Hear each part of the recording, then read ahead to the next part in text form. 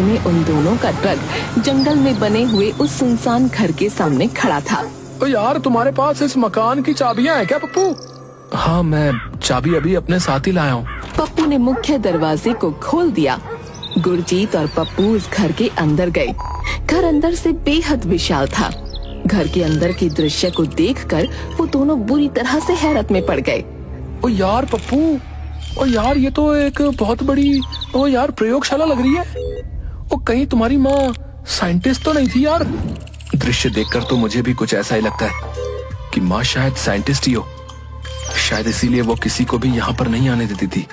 ओ यार चलो आगे चलकर देखते हैं।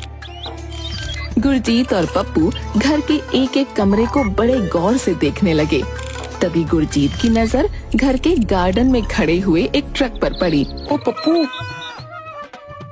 ओ यार वो देख, ओ किस तरह के डिजाइन का ट्रक खड़ा हुआ है यार। ओए चल चल चल कर देखते हैं। पप्पू गुरजीत की बात मान उस ट्रक के नजदीक चला गया। ओए पप्पू, ओ यार ये ट्रक तो पूरा सोने का है।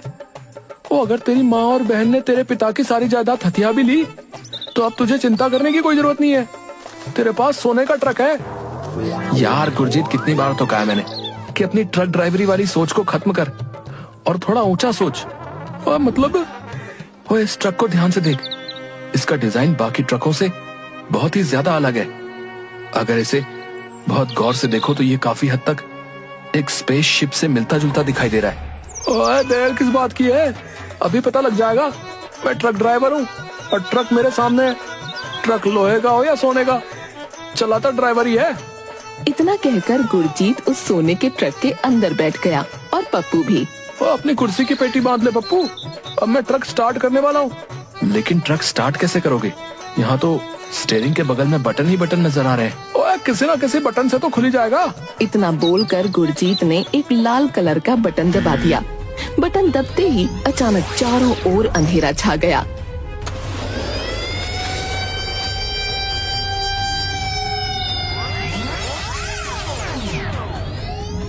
अगले ही पल उन दोनों का ट्रक पप्पू के घर के अंदर खड़ा था।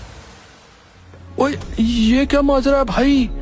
ओए क्या ये ट्रक जादुई है? ओए यार, हम तो तेरी माँ के जंगल वाले घर पर थे, तेरे गांव के घर पर कैसे आ गए यार? और ये ट्रक तेरे घर के अंदर कैसे आ गया यार?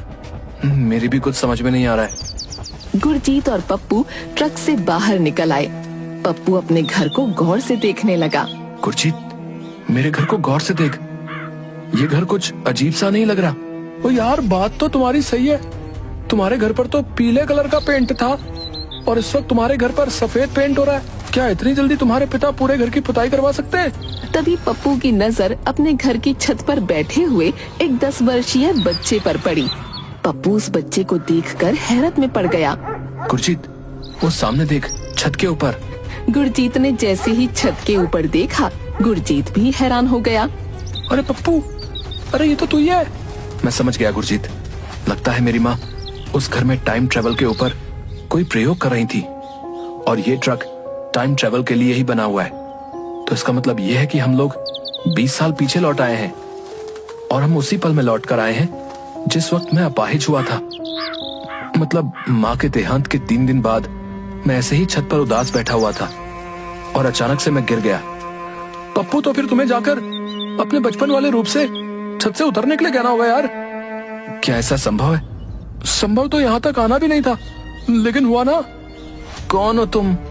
डरो मत पप्पू, मैं तुम्हें समझा नहीं सकता कि मैं कौन हूँ। बस तुम मेरी बात को मान जाओ। कौन सी बात? अभी इसी वक्त तुम अपने कमरे में चले जाओ और सुबह तक बाहर मत निकलना, नहीं तो तुम्हें भी सारी जिंदगी मेरी ही तरह बैसाखी की जरूरत पड़ेगी। पप्पू की बात सुनकर छोटा पप्पू डर गया और वो भागते हुए अपने कमरे के अंदर घुस गया। यार, अब जब 20 साल पहले लौटकर आ ही गए हैं तो देखते हैं तुम्हारे घर में क्या क्या हो रहा है। तुम सही कहते हो।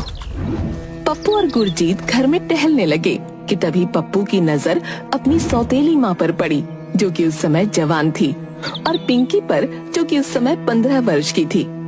पप्पू और गुरजीत उन दोनों की बातें चुपके से सुनने लगे।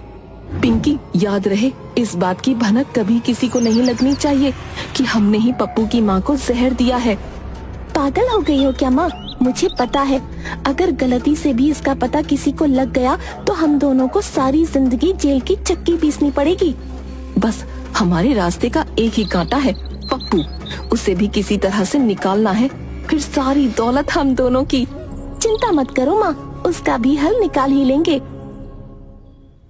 गुरजीत आहिस्ता से पप्पू के कान में बोला। ओ, इसका मतलब तेरी सौतेली माँ ने तेरी माँ की हत्या की है यार। हाँ गुरजीत, लेकिन कितनी अजीब बात है, हम इस बात को साबित नहीं कर सकते। जो हमने अपने कानों से सुना है, हम लोगों को क्या बताएंगे? क्या हम 20 साल पीछे भूतकाल में गए थे और हमने ये बातें सुनी? क्या लोग हम पर विश्वास करेंगे? पप्पू को अब वहाँ पर बहुत ही बुरा लगने लगा।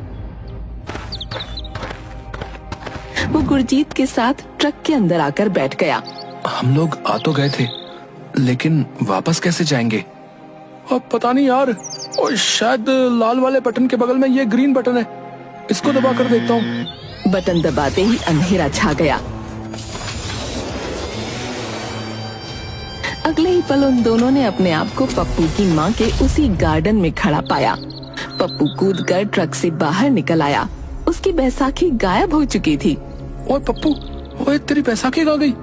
और तेरा पैर तो सही हो गया। पप्पू ने जैसे ही अपना पैर देखा तो अब उसका पैर बिल्कुल सही हो चुका था। तो बिल्कुल सही कह रहा है गुरजीत। ओए हमने भविष्य को बदल दिया पप्पू, अब हम सब कुछ बदल देंगे। तभी पप्पू गहरी सोच में डूबते हुए बोला। नहीं गुरजीत, हम इस बारे में किसी को नहीं बताएंगे। शायद मेरी माँ इसी वजह से इस घर के अंदर किसी को नहीं आने देती थी। अगर गलती से भी ये जादुई सोने का ट्रक किसी के हाथ लग गया तो वो दुनिया में तबाही मचा देगा। यार तुम बिल्कुल सही कहते हो, लेकिन मुझे खुशी है कि मेरा दोस्त बिल्कुल सही हो गया। पप्पू अपनी माँ के घर पर ताला लगाकर गुरजीत के साथ अपने गांव आ गया। पप्पू को सही देखकर मीना बुरी तरह चौंकते हुए बोली, तुम सही कैसे हो गए पप्पू? तभी वहाँ पिंकी आ गई। तुम्हारी टांग कैसे सही हो गई? डॉक्टर ने तो कहा था अब तुम जीवन में कभी ठीक नहीं हो सकते। पप्पू उन दोनों की ओर रहस्यमयी अंदाज में मुस्कुराते हुए बोला, मुझे पता लग गया है कि तुम दोनों ने मेरी माँ को जहर देकर मारा था। ये क्या बकवास कर रहे हो तुम? क्या आपने आज से 20 साल पहले पिंकी से नहीं कहा था कि इस बात की भनक किसी और को बिल्कुल भी नहीं लगनी चाहिए कि तुमने मेरी माँ को जहर दिया था? पप्पू की बात सुनकर मीना बुरी तरह सहम गई। तुम्हें ये कैसे पता चला? उस वक्त तो तुम बहुत छोटे थे और जब हम ये बात कर रहे थे उसके कुछ ही मिनट बाद तुम्हारे चीखने की आवाज आई थी। तुम छत से गिर गए थे। सवाल ये नहीं है कि मुझे कैसे पता, सवाल ये है कि अब मैं ये बात पुलिस को जाकर बताऊंगा।